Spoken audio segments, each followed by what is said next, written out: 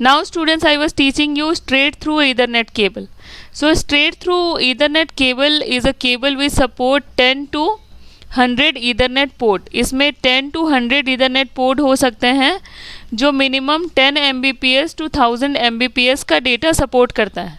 It is a normal cable in which there are thin cable inside the main cover. Main cover के अंदर में एक thin cable होता है जो डिफरेंट कलर्स के होते हैं, अलग ऑर्डर में अरेंज्ड होते हैं. You can see straight through Ethernet cable and crossover cable. Here cables are straight, pin 1, pin 1, pin 2, pin 3, pin 4, pin 5, and this is like crossover.